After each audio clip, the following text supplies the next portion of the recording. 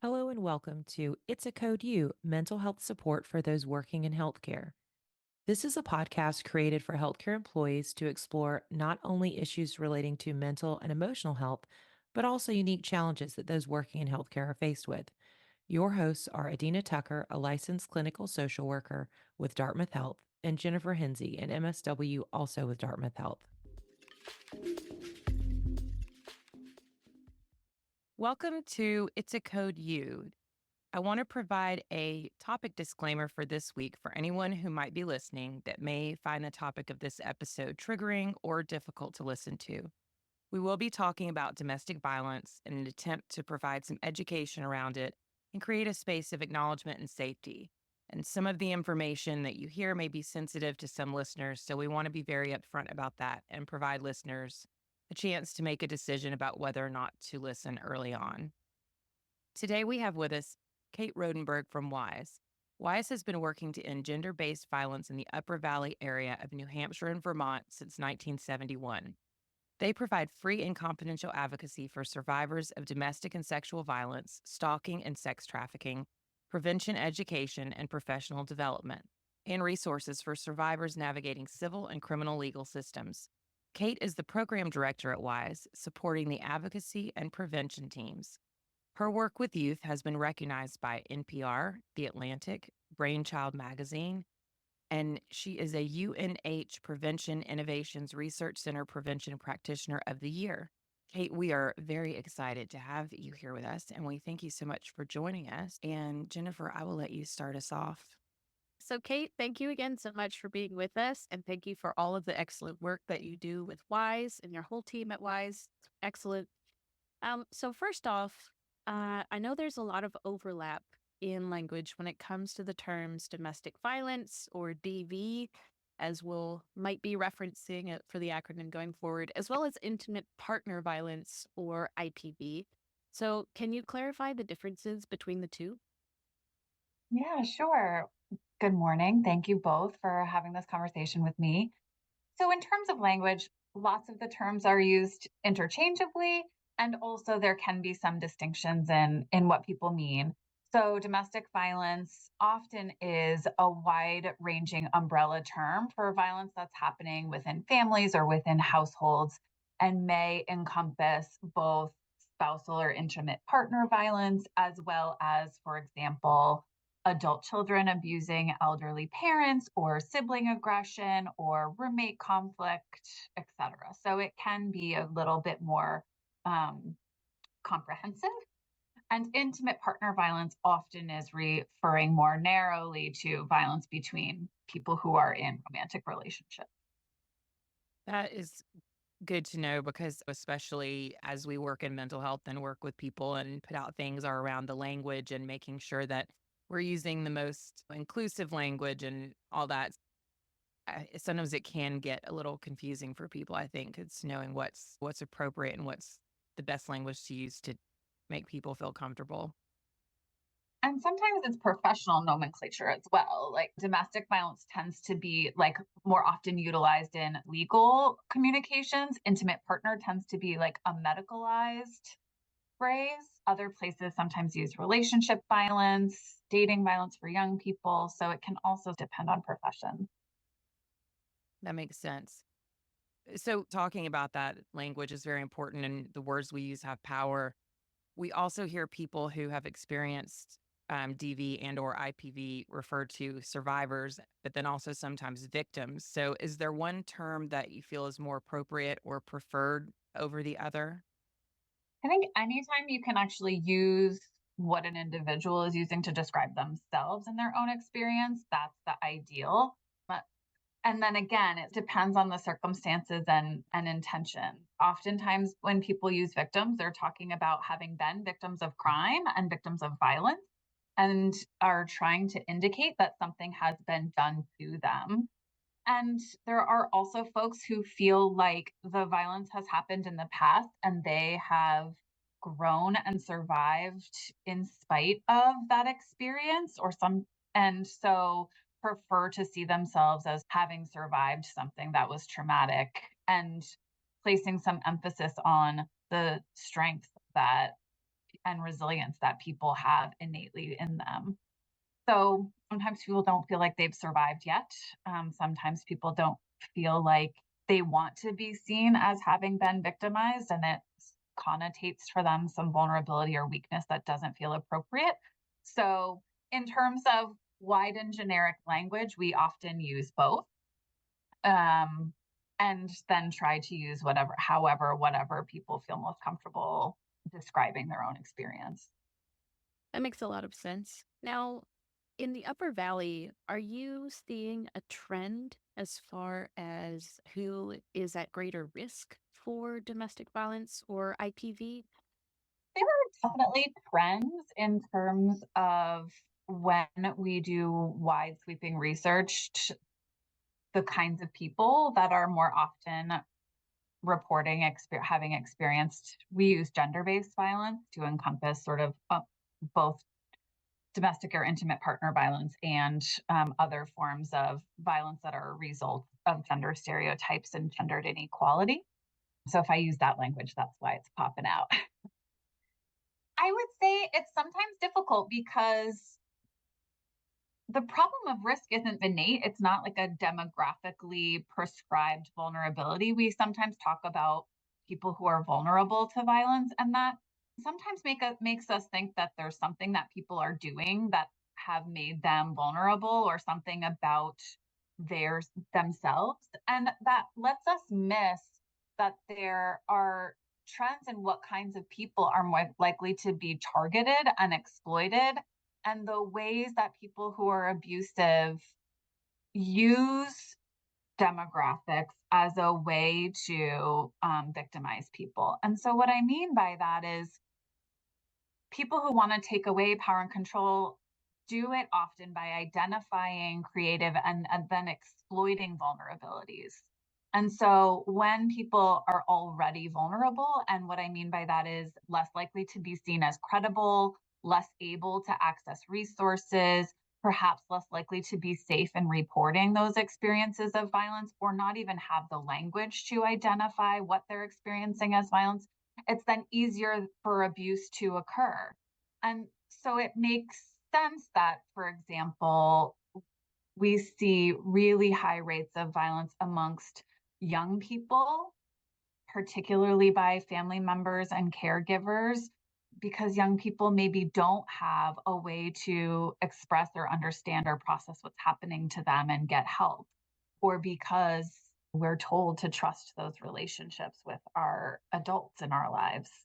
We also see that there's more often violence in relationships or experiences where one person has significantly more social power than the other.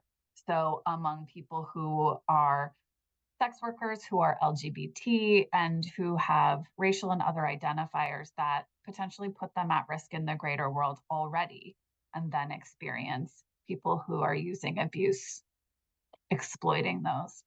The last thing that I would say about this is that relationships, including abusive relationships, are learned behaviors. So in New Hampshire, we actually did a survey that found that people who were abused by a partner as teenagers were 4 times more likely to experience abuse in their adult relationships. And so this comes up again and again, but I think it's important to think about the ways that people are vulnerable because of our culture and the ways that that's then exploited against them. I don't know if that made sense. So please talk back to me about it. Yeah, no, that really does make a lot of sense. And I think those are some really important distinctions that you've made that just generally a lot of folks don't really consider, right? Because oftentimes when we do hear whatever research has come out or any sort of shared information around DV, IPV, gender based violence, it often couched in the demographic rather than these other really important nuances that really speak to the culture at large and where these things are truly rooted in and how they're capitalized by folks who are seeking to abuse. So I think that's incredibly, really important distinctions to be aware of. I think it's important. Often we'll hear people say, I never thought that I would be abused. Like, I was highly educated. I had a professionalized job and all of these other things happening for me. And so didn't think that I would be that kind of person that would be vulnerable to abuse. And so I do really always want to be working against that idea that there's a kind of person who is vulnerable to abuse, and instead think about the ways that people who are abusive are able to target vulnerabilities and exploit the things that all of us have as like humans being in relationships. I was wondering too, and this goes into the question that I was going to ask, but one of the things that I've noticed with the clients that I work with and some of them that have gotten into relationships that are either emotionally abusive or whatever is that a lot of them had maybe not exactly the same, but very similar patterns in their childhood of those types of relationships. That there's some similarities, but they don't necessarily recognize because if it's familiar to them and it's comfortable, even if it's not healthy or safe, but because that's what we grow up with. And I think all of us struggle with that to a degree. But part of what I talk to them about is noticing patterns of things and how those patterns affect us and looking out for them. And so I'm wondering your thoughts about that and also just talking about the cycle of violence and how that's really a pattern because I feel like that's a lot of times where we can get stuck because there is that part of it where it feels super nice. We feel very loved and that can be really difficult to notice that. Yeah. And this is where for me to like again, I think it goes back to there are people who are abusive in their relationships and find ways to make that happen in their relationships. But there's also all of this cultural learning that all of us are awash in all the time that make it so much harder for us to identify these patterns as things that are harmful or things that are not necessarily supposed to be a part of relationships. There are so many examples just in like romantic comedies of stalking behavior, of threatening behavior. Like every Katherine Heigl movie of all time, the whole plot is like, how mean can this man be to this woman before she realizes that she's in love with him? Right. So there's not just what you learn in your family, there's what you're learning all around us about relationships take compromise and what are the roles, especially in heterosexual relationships, of men and women, and who's responsible for caretaking and who's expected to have some emotional intelligence and all of that sort of things.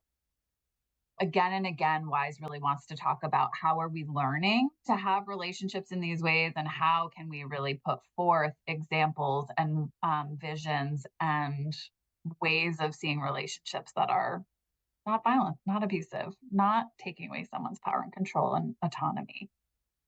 So the cycle of violence is a specific thing, right? There's this idea that in some relationships that are abusive, there will be like a particularly violent or terrifying incident.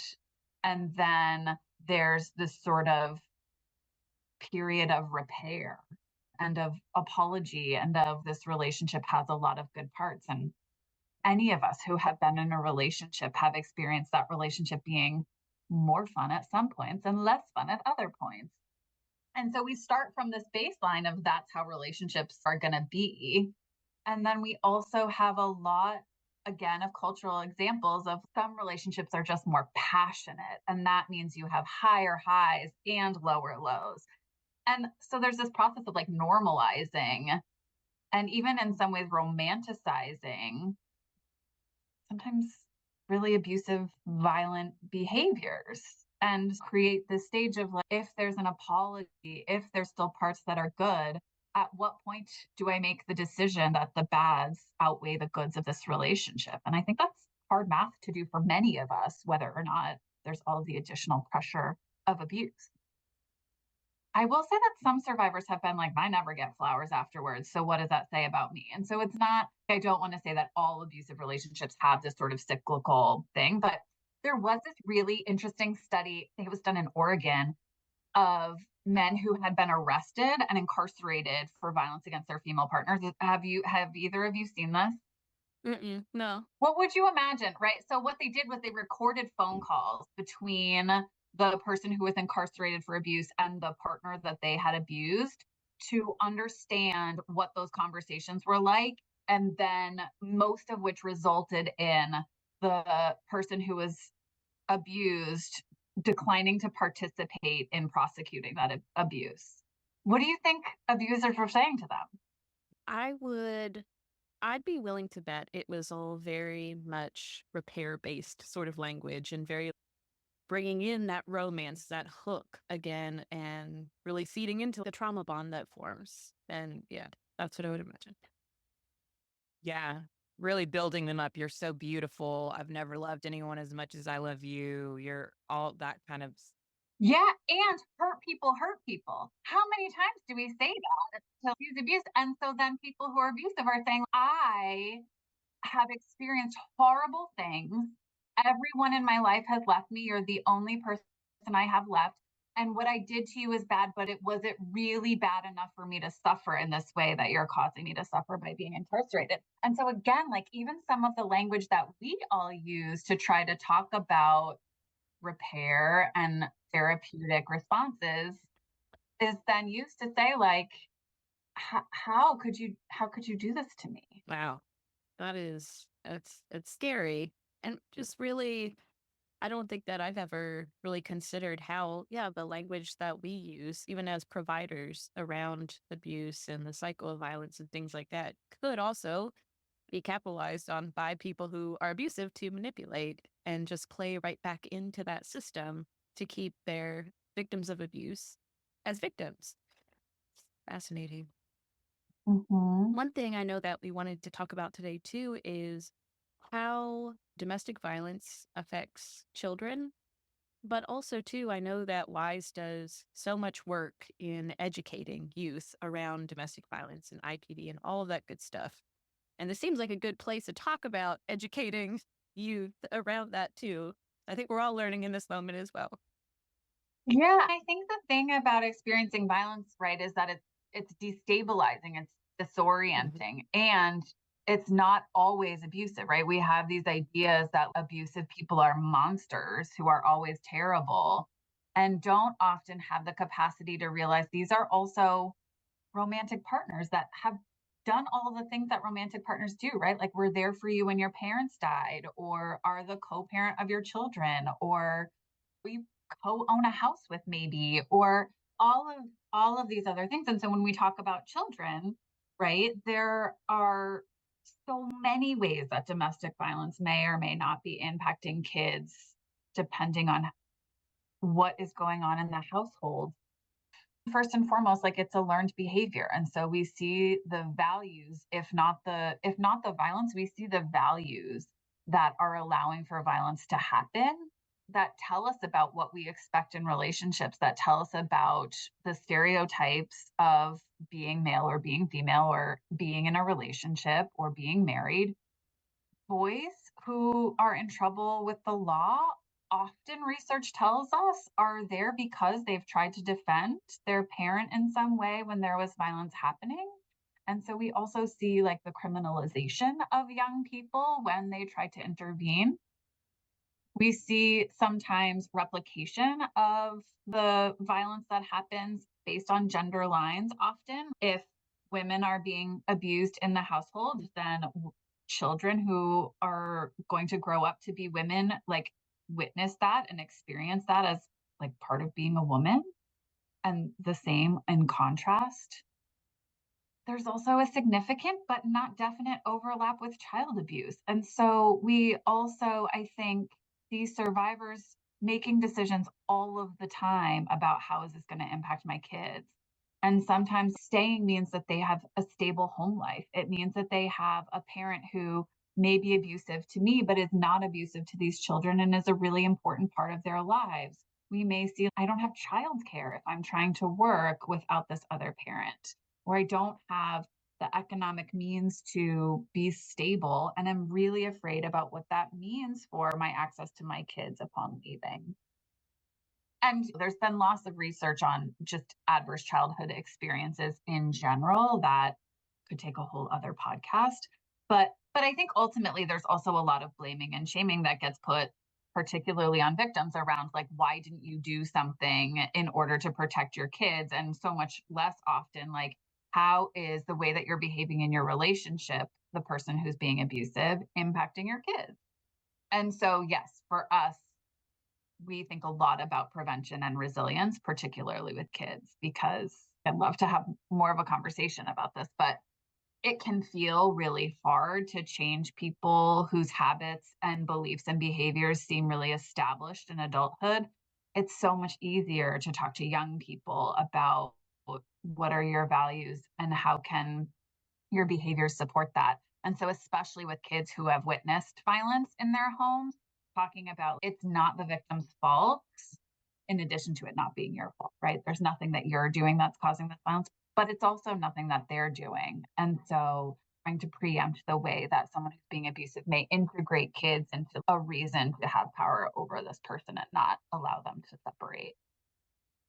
I think it's such an interesting or important thing to remember is that oftentimes, I mean, I worked in another life a long time ago. I worked for Child Protective Services very early before grad school, and I think that's like something that people do forget when children are involved because there's such a psychological aspect to being in an abusive relationship. So it's not just, well, why wouldn't you just pick what's safer for your child? And it's so much more complex than that. And I remember I don't remember what year it was, but I live in Georgia, but they passed the Family Violence Act so that abusers who are arrested for domestic violence or violence against a partner, if children were present, there would be an additional charge for that also then allows those children to access the victim advocate funds and all that, those sorts of things as well. But on what was part of our recipe for when we had a case where there was violence in the home was usually things like not anger management, but almost like domestic violence rehab for the abuser. And I'm just wondering, do you feel like it's possible for abusers to change? Do you see like those types of things making a difference? I feel like my experience is mixed. So I'm just curious, but also I wasn't in that arena for very long. So I'm just very curious kind of what your thoughts are on that. Yeah, one thing I do want to say before we move off of kids is Lindy Bancroft has a number of books that folks who are interested, I think, can be really helpful in articulating like how parents who are being abused live in this impossible situation all of the time.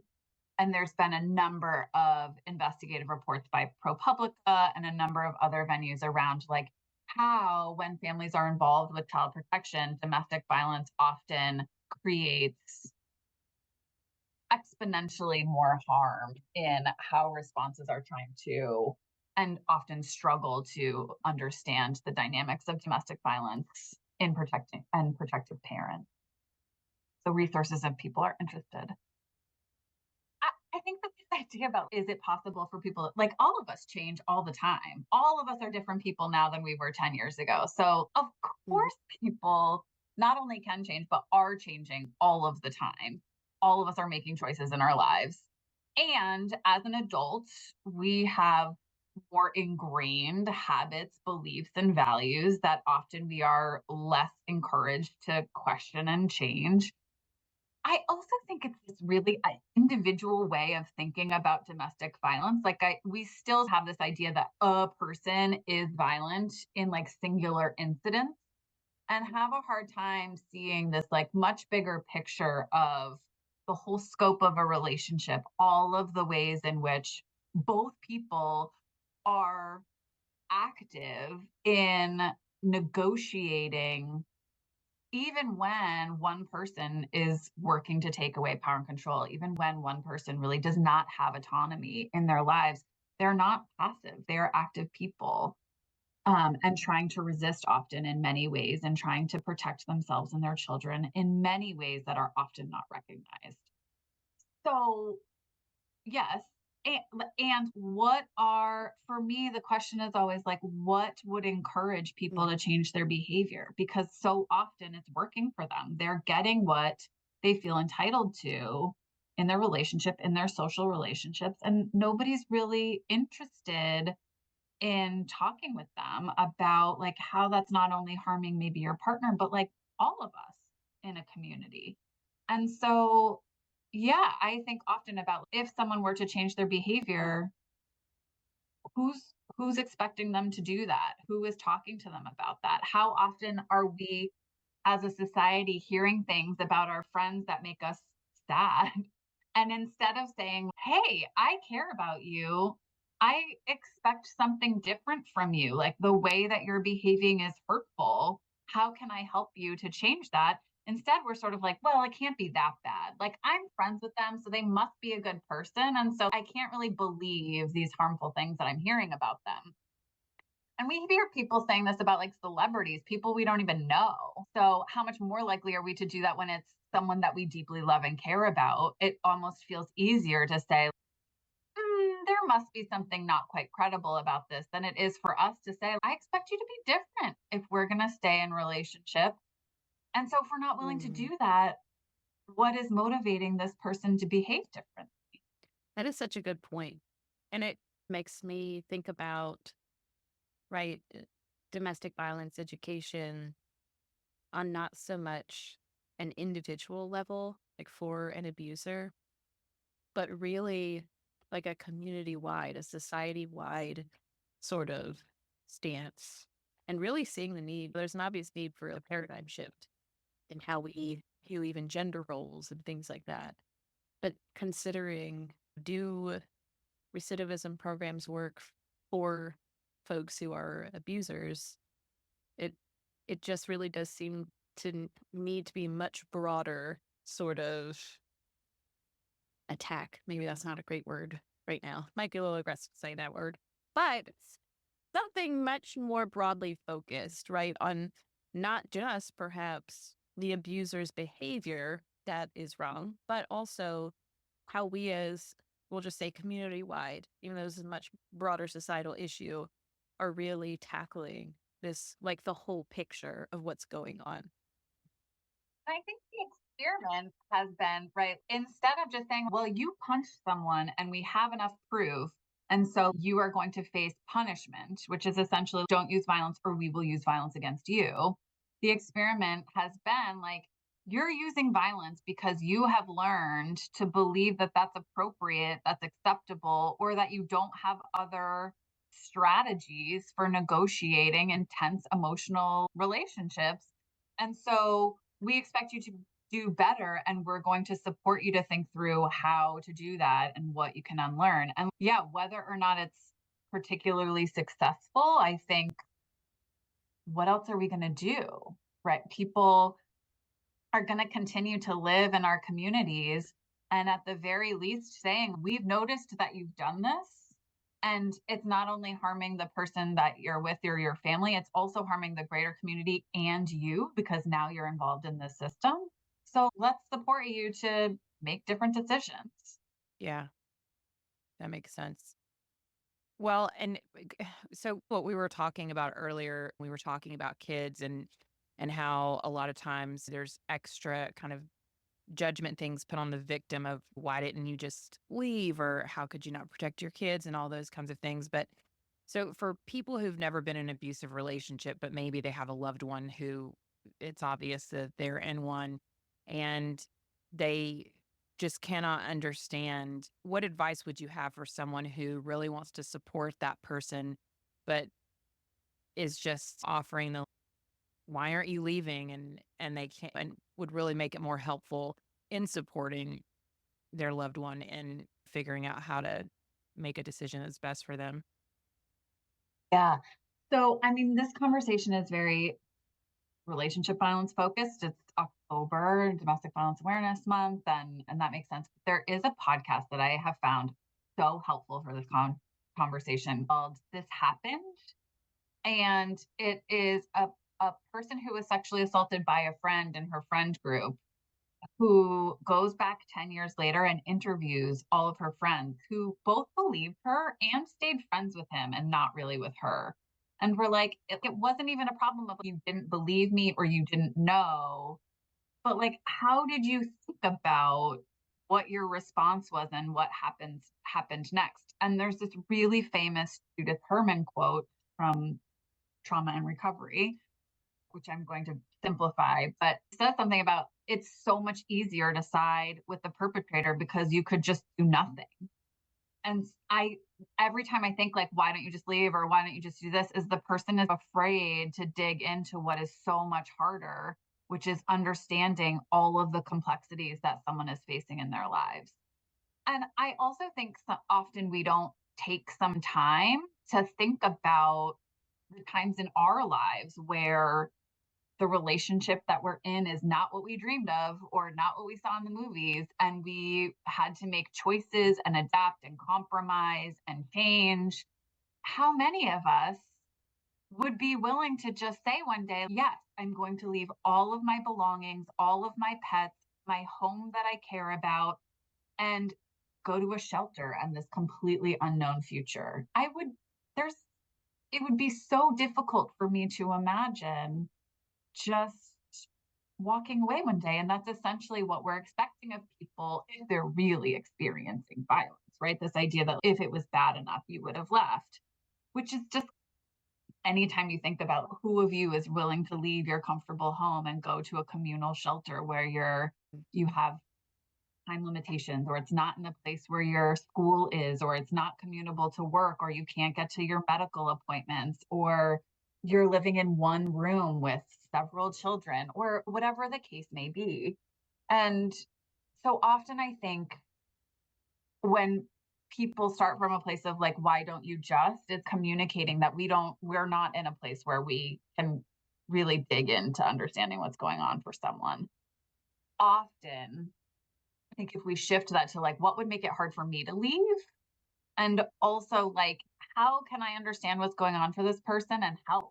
If you talk to me about what you want, whether that's leaving or not, and tell me what's making it difficult for you to get those things that you need inside the relationship or out. And then how can I help? How can I be here for you? I think socially too, we could also really benefit from shifting to like, where did the abuser learn that this is okay to do to their partners? And also, what are the systems that are in place that are keeping people in harm's way? And how do we all need to do a better job of making it possible for people to make choices with actual options and resources to put those choices in place? I'll share this just because when you said what are the systems in place, I had a flashback of this is such a silly thing, but I just think it speaks to a larger societal thing that really maybe more so women than men who are in abusive relationships. But I'd left a job and I had a retirement account and I wanted to move it, and they wouldn't let me until my husband signed a form saying it was okay. And I thought to myself, wow, for a job I worked full time, imagine someone who is trying to leave a dangerous relationship and they have to ask permission to access their money that they earned. It's just troubling to me. I'll say that. Yeah.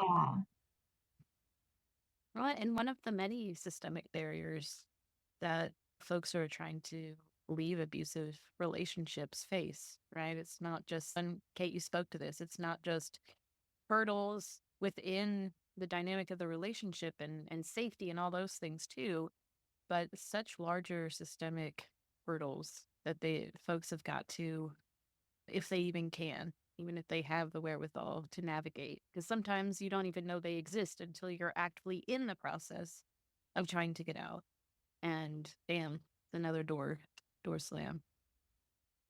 Yeah, and I don't think we acknowledge like isolation as much, like at the phrase, but like when we really get deep about how that is so often, like the abusive person's parents are the ones that are available to provide childcare, and the person who's being abused doesn't have family in the area, or maybe had an abusive family, and so we're more vulnerable to an abusive relationship as an adult, and so do not Mm. have the social supports that they may need. And so then think about going in front of a judge and saying like, I have insecure housing because I fled to a shelter, I do not have family in place to help support my children, I have not been able to work consistently, or every time I worked this person disrupted or undermined my ability to stay employed, and they're accusing me of having mental illness because I'm depressed by the circumstances that I find myself in. And it's not unreasonable that people are afraid that that system is not going to support them to stay connected with their children. Yeah. Yeah. If someone out here is listening and they're in an abusive relationship and they're thinking about leaving, where would you suggest that they start? I mean, the obvious thing that I'm going to say is start with why. There's so many things that people may think about contacting wise that my circumstance isn't that bad, so it's not for me, or I don't want someone to tell me to leave, or I don't want someone to pressure me into something I'm not ready for. And so I would just want people to know that wise is a place to take a breath and talk out loud with someone who doesn't have a stake in your relationship. We're not going to judge you or pressure you.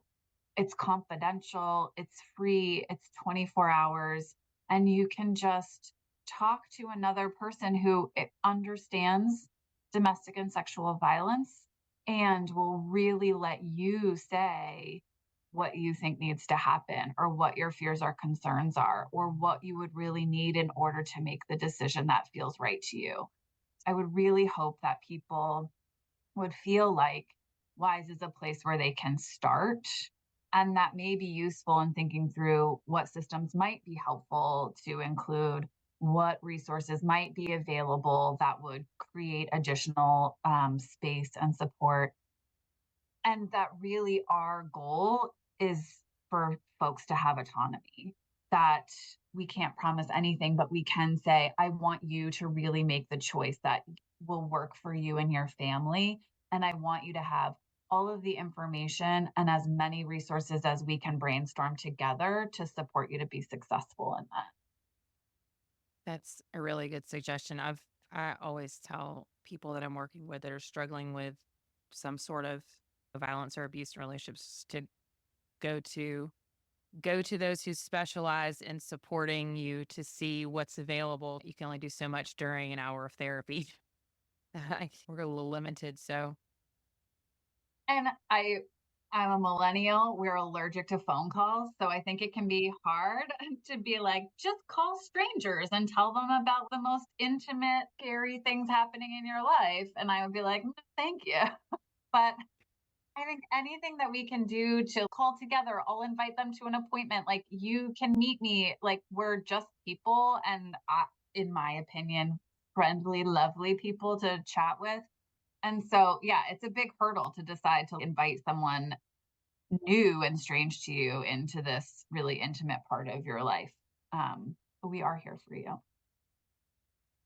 I would think too. So another question that I have, flipping from people who are maybe already in relationships where they need support, for those people who are still dating and that there's a lot of talk on the TikToks about red flags. So I'm wondering, do you feel that people who are maybe more prone to be abusive in their relationships, are there warning signs or red flags that you would say maybe take notice of this if it's happening early on in a relationship, that it's something to be aware of, that there might be the potential for abuse? Yeah, I have so many thoughts about this. I'm going to try not to give you my TED talk. One thing is, if people haven't seen the Power and Control Wheel, it is super worth looking at and familiarizing yourself with. It's very easy to Google, and sometimes I feel like it's this crystal ball that I've had since understanding the Power and Control Wheel. I swear I hear stories about relationships, and my spidey sense start to say, "Ooh, something's not good here." And listening, having that spidey sense, and then also being willing to honor it, I think is one of the most protective strategies any of us have. And it has to be coupled with being okay, like not being in a relationship. I feel like there's so much pressure and so much social capital that comes from being in romantic relationships that if we instead prioritize living my best life, yeah, we're just like, we take away one of the major things that makes it sticky, if that makes sense. I mean, again, I think what abusers are really good at is taking advantage of culture and social norms to make their behavior seem normal. And so sometimes it's hard to think about it as red flags. And sometimes it also makes it seem like, well, you're so stupid. How did you not see these things were happening? When sometimes we just want to be in love and have fun with that and have a little spice and drama in our lives. And so, again, like red flags, sometimes make me feel a little bit like targeted, that I should have known better. But I do think that when we have a sense of like ourselves and our self worth in the world outside of being in a relationship, when we have a pretty good understanding of the things that people often utilize in order to slowly take away our power and control in a relationship, we can perhaps be more on guard of keeping our own sense of selves and our autonomy even within this couple. The one thing that I do often talk about, especially with younger people, is jealousy, because I feel like jealousy gets coded so often as this like highly romantic gesture that like I care so much about you, and I actually am the insecure one in this relationship and am so afraid of you leaving me and breaking my heart that I don't want you to go these places, talk to these people, enjoy the things that you enjoy, be connected to a social circle that's protective of you. And so I really encourage people to see jealousy like not as a testament to your worth in the relationship, but instead as a, you're telling me what to do and acting like you're the boss of me. And if we don't trust each other to be in this relationship by choice, then there's maybe something deeper that's not working that we should investigate. Yeah, those are my what do you think?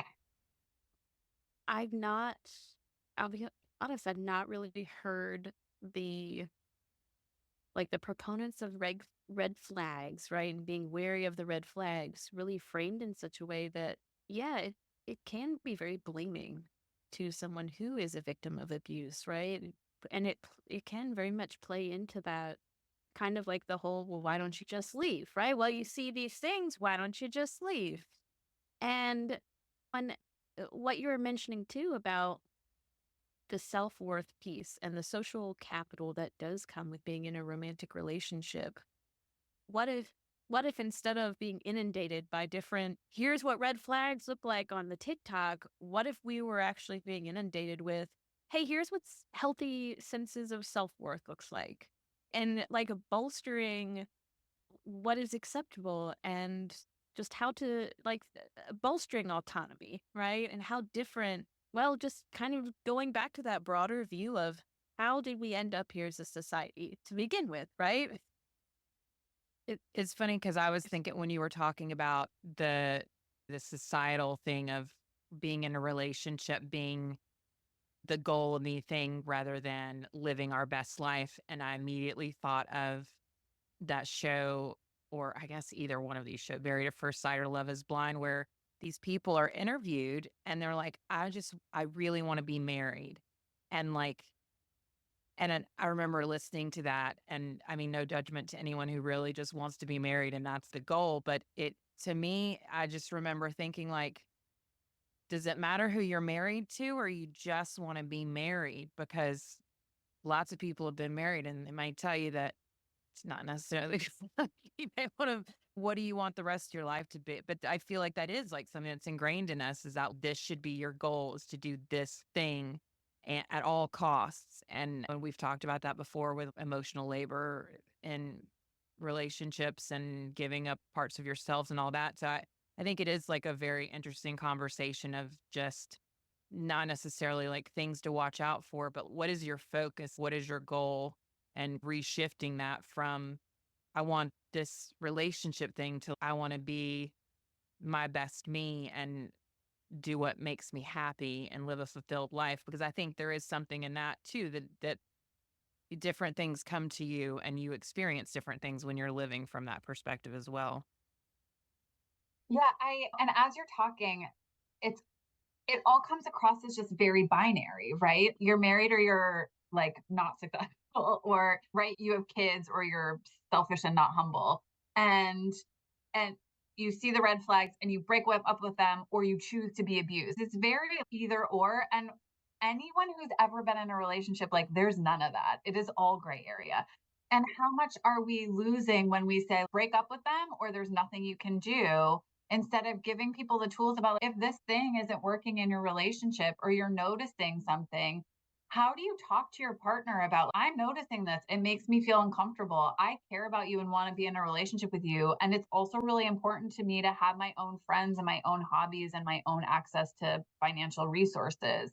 I really want to be with you and have a family with you. And I also really care about my career or my intellectual pursuits or whatever the case may be. And so I think we really limit people to this either or, and don't talk to people about, why do you really want to be married? Is it because we give people a lot of attention for getting married and having kids and then not a lot of support once they do those things? Is it because you really want a companion because it's hard to be an adult and having someone to share that with is really comforting sometimes? Is it because it's really hard to make a living and our economy puts us in positions where teaming up really makes it easy? And if we can investigate what those things are, we have more opportunity to think creatively about, like, how can we access those things in ways that again are fulfilling and joyful and don't put us in positions of being exploited. I don't know who said this, but the quote is something along the lines of like, fall so deeply in love with yourself that when basically it's like when you are mistreated by someone in your romantic relationship, you are just that much more equipped to say, absolutely not. I'm not accepting that, you know? Well, it's also because I know you and I talk a lot about, with a lot of the people that we're working with, self compassion, right? And how important. And I feel like I'm seeing like a huge shift where that's really what so many people need. And we are often so protective over the piece of other people that we love, but we're willing to abandon ourselves a lot and even talk to ourselves in a way that's not loving. And so, that's an interesting. I feel like it is a shift that would probably make everyone's lives better s to. When I first started, there were some middle schools who'd be like, "Can you come and do some like self-esteem stuff for girls so that they'll say no when the boys are snapping their bra straps or whatever?" And I was like, self-esteem, that's the problem necessarily here, right? So I don't want to make it seem that if only we all had some healthy self-esteem, then like no one would be abusive to us. I do just always feel like there are so many cultural messages that tell, especially some kinds of people, like, you are only valuable if you're productive or you're married or you have children or you're in a relationship. Mhm. And so I love to take every opportunity to say you are valuable just because you're a person in the world and that you deserve to really investigate all that that contains, and not give people the sense of, yeah, if only you like were feistier or said no louder or had some esteem, you know. Yeah. Let's maybe teach self-control and self-regulation and healthy expression of emotions and all those sorts of things to people who behave in ways that are harmful to others as well, because I feel like that's something that doesn't get taught. And the other thing that I keep coming back to is when we talk about red flags or we talk about why people don't leave or we talk about people who use violence, again, it's just always this sense of an individual behavior. And for me, for wise, when we think about prevention, really this is about how do we help each other? How do we look out for each other? That it may not be the people in the relationship who are able to see, I'm feeling uncomfortable about something that's going on. It's the friends and family around that can say, "Hey, something doesn't feel right. Are you okay? Can I help? I noticed this. I don't love it. What's going on here?" And so we really, yeah, always are coming back to, this is a community response. This is something that all of us have a role to play in. This is a way that we can think differently about being in the world and what our expectations are of how we treat each other. Well, I was going to ask about how somebody who wants to get more involved in the community and help with maybe working at a shelter, working at a hotline, how might somebody who wants to get more involved in the community to support ending domestic violence, how might they start? What do you recommend? Yeah. So again, shameless self promotion. If you're in the Upper Valley, WISE has lots of training opportunities for volunteering, for community members who just want to learn more about gender based violence and its impact on our culture. We have trainings for workplaces to understand the impact of gender based violence, both on employees and on the people that you may be working with. Lots of events lots of shared resources, lots of ways to learn more. If you don't live in the Upper Valley, there are lots of ways to find your local resources. Wise can tell you. There's also a website called, I'm not making this up, hotpeachpages.net that lists every domestic violence program internationally. And so that's a great way to start. In the United States and territories, there are also state coalitions in every state that coordinate local victim advocacy organizations. So those are often the quickest and easiest ways to find out how to be involved. And I think beyond that, opening up your awareness of how can I help? How can I make sure that people have what they need? Because when people have what they need, they are so much more resistant to exploitation. And so if we think about, we talked about we need to think about ourselves as having inherent value, but really we need to think about each other as having value. We need to think about each other as human beings worthy of being taken care of and being free from violence. And human beings need their basic needs met. And if not often, the result is being exposed to violence. So whether or not you take a formal training, being in the world and recognizing your opportunity to care about and be compassionate of the people and communities around you is prevention. That's really helpful. And I'm also, just for everyone listening, I've been taking notes of all the resources and books and podcasts that you've been mentioning. So I'm going to put all those in the show notes so that they are easy for everyone to access. So thank you, Kate, again for joining us. This has been really, really amazing. And if you haven't already, please subscribe on your favorite listening platform. And if you have any questions, feedback, or comments, or something you'd like us to cover, please email us at dhbhs.media@hitchcock.org. We'd always love to hear from listeners. And thank you for listening and have a wonderful day.